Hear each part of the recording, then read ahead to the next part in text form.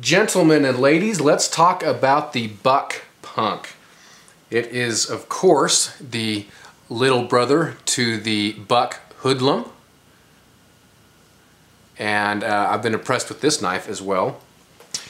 Let me give you a little bit of history on the Buck Punk as far as it relates to me, and that is I was first introduced to it by Nutton on Llama Trek. We went out with Nutton and Campfire Talk, and he actually brought up the Punk to test.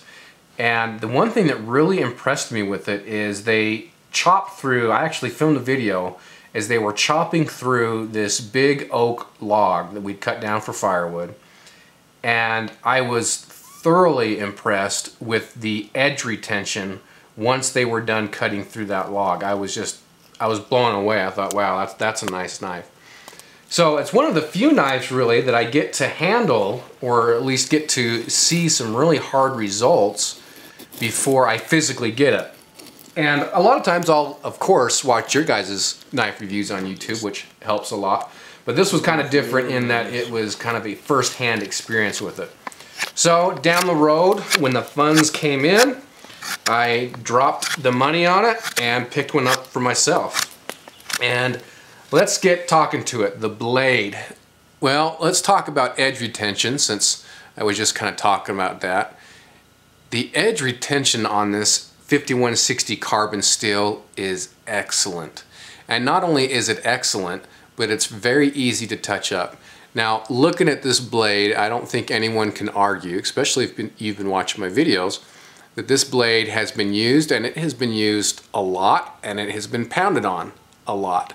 And it's still in really good shape. You can see some of the coating on there kind of up towards the top of the spine. That's starting to wear a little bit. And you know, we're gonna get the sheath out of the way. We'll talk about that in a minute. What are phone books used for these days? Well, if you're in my house, this is about it. They keep giving them to me and, well, I use them for this. So as much as this blade has been used, I have been able to sharpen it back to a razor sharp edge.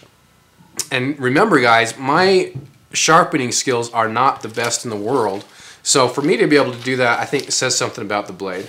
But you can see how sharp and how easy that just goes right through the phone book paper. So very happy with that. Very happy with how easy it is to bring back the edge even after a lot of use.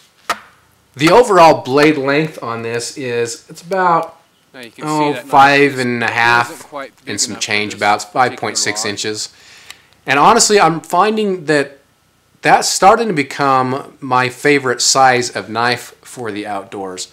Somewhere falling in between the 4 and the 6, and if you really pressured me, I'd probably say between 5 and 6. But 4 sometimes just seems a little bit too short. This to me is ideal, and I've been using it a long time and really, really like it. Let's talk about this little thumb ramp here as we start going down the blade. This thumb ramp is nice, and it's not nice. Let me explain. So you've got your finger choil here too, and some people don't like finger choils, some do. I'm one of those that do. I like to be able to choke up on a blade and get some of that fine work done. And what this little hump here does in the back is it kind of offers as an anchor when you're choking up with that finger choil. And I quite like that a lot. There's no jimping on it, so it is smooth. So there's the positive side, is when you're choking up, it kind of gives you something to sink that thumb into a little bit and anchor in.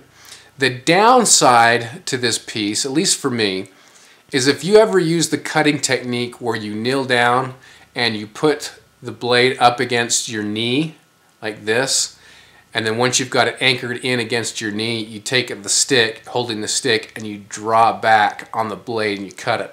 Very effective cutting method that I like to use often. But with this kind of creates a pressure point into that knee. So that's one reason I don't like it, but it's something that I can work around. Now working back a little bit, this piece right here, they've done a really good job right down in here. It's kind of flattened out, and you can see the back of the handle right here. It kind of dips in here, and so when you've got it in this grip, and you've got your thumb on top, it's very comfortable. Again, the traction, smooth. Other than that, it's very comfortable to get in there and use the knife. And again, you can use this opposite side to press forward and kind of gain some leverage on it in this technique using your thumb. Now, in this grip, using your thumb like this as you're going down, the overall ergonomics are good with the exception of the handles. These micarta handles tend to be a little bit sharp on the corners. In fact, I would highly recommend if you picked up this knife to get either a Dremel with a light grit or some sandpaper or belt sand or something and knock down these edges. That's what I did, and it's a lot better. You can see the handle to the spine of the blade, or of the handle there, is really good. There's a little spot right here where it pokes up, but you can see, you can barely see it on camera, and it's not enough to even be concerned about as far as how it feels.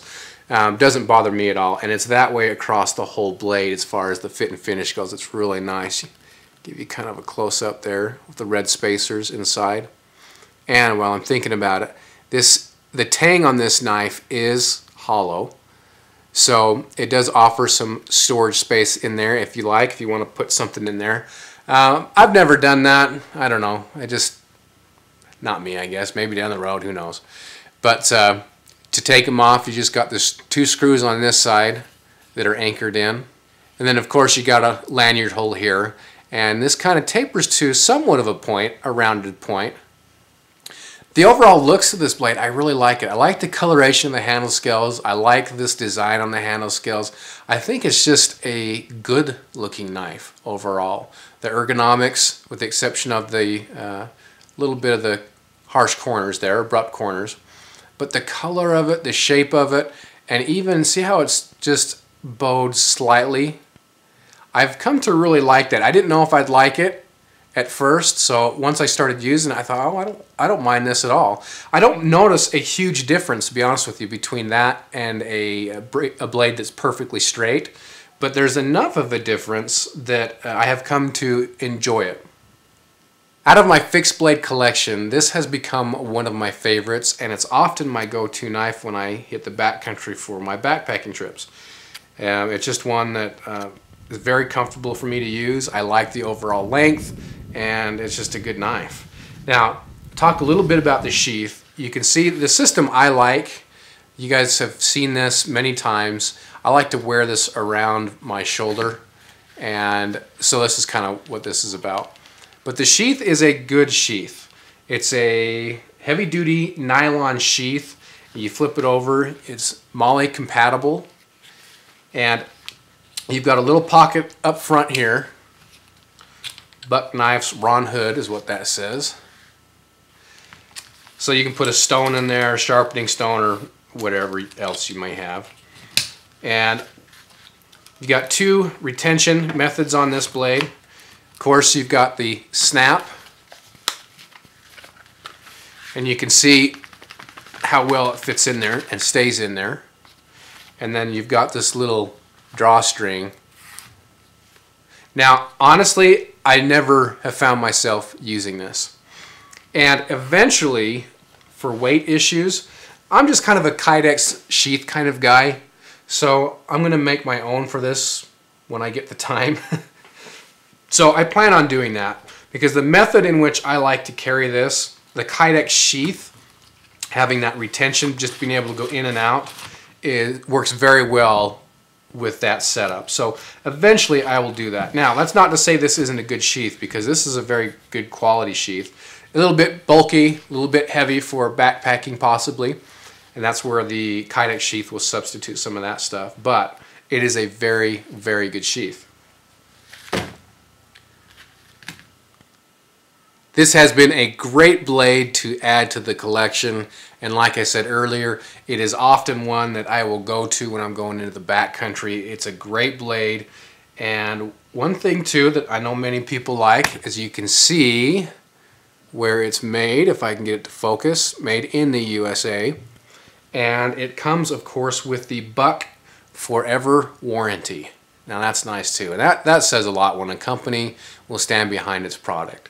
And fortunately, I haven't had to use that. So despite all the banging I've put on this knife. So very nice knife, guys. The looks, the ergles, with the exception of the little hard corners that, yeah, you can buff those down a little bit.